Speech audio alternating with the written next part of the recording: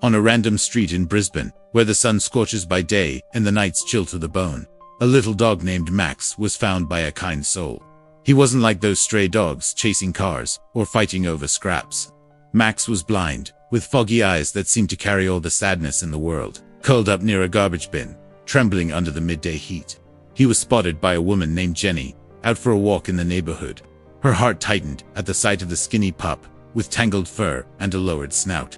Without hesitation, Jenny scooped him into her arms and carried him to a nearby shelter, hoping someone would give him a chance. At the shelter, Max spent his days curled in a corner, listening to the clatter of cages and the barking of other dogs. To him, the world was made of sounds and smells, harsh disinfectant, the cold wind at night, and the voices of volunteers. No one stopped to look at him. To the staff, Max was just another no-hope case, the kind of dog people ignore. His clouded eyes scared visitors, and he seemed destined to be forgotten. Max wasn't born blind. As a puppy, he had a family in Gold Coast, where he'd run through the grass and chase a red ball he loved. But little by little, his sight disappeared. The vet said it was a rare illness, with no cure. Max's owner, man who barely paid attention, decided he couldn't deal. One ordinary day, Max was left in the street with nothing but a note tied to his collar. Blind, don't want. By the time Jenny found him, Max was confused, feeling the emptiness of once being loved. Now, just a burdened dot in the shelter. Max stayed tucked in his cage. He couldn't see people passing, but he heard their footsteps. Each time someone got close, he'd raise his nose with a flicker of hope, as if asking, "Is it my turn?" But days turned to weeks, and no one chose the blind pup. He dreamed of a kind voice, a gentle touch that wouldn't push him away. Max didn't know how to give up Dot. Meanwhile, in a quiet neighborhood in Brisbane, the Carter family was barely holding it together. Sarah, the mum, was a bubbly Aussie, but lately, her smile had faded. Her husband, Mike, worked as a truck driver and was always on the road, leaving Sarah alone with their two kids, Liam, 12, who was glued to video games, and Chloe, 7, always asking why Dad was never home. The house was silent, each person in their own corner, as if love had become just a memory. One Saturday, Sarah spotted a flyer at the local bakery. Adopt a dog, save a life. It had a photo of Max, his foggy eyes and drooped tail. Something about that image hit her deep. Sarah knew what loneliness felt like, and that little dog seemed to carry the same sadness. She showed the photo to her kids. Liam rolled his eyes. A blind dog? Seriously, Mum? That's gonna be a huge hassle. But Chloe clapped her hands. He's cute. Looks like he needs a cuddle. Mike, home that weekend, shrugged. If you reckon you can handle it, Sarah. The next day, the family went to the shelter.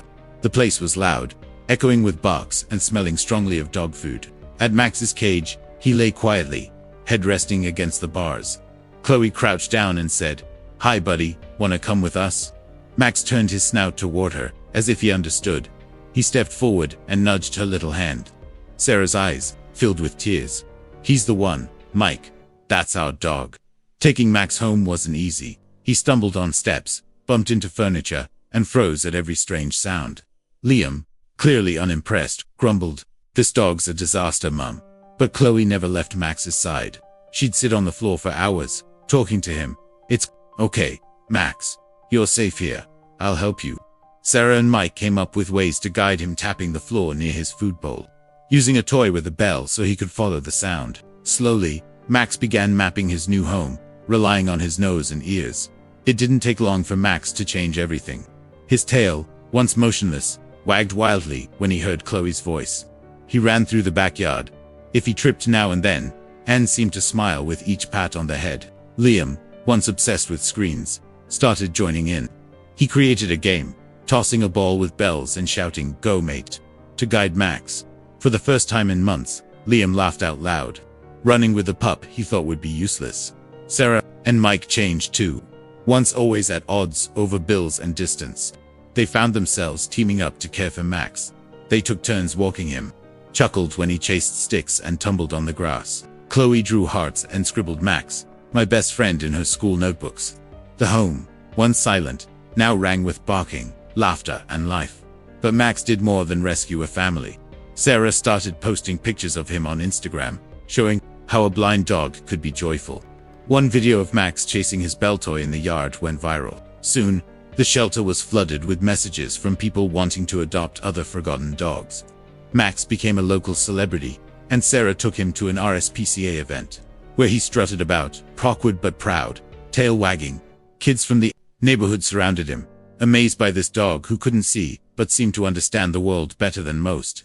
On a warm summer afternoon, with laughter filling the backyard and the bell gently jingling, Max lay down on the grass. The sun warmed his body, and he was surrounded by the Carters. He lifted his nose, breathing in the scent of home, of love, of family. His clouded eyes couldn't see the sky, but his huge heart saw it all. He was exactly where he belonged, loved, and eternal, the little dog who turned a forgotten street corner into a home brimming with life. If this beautiful story touched you, hit that subscribe button and tap the bell icon.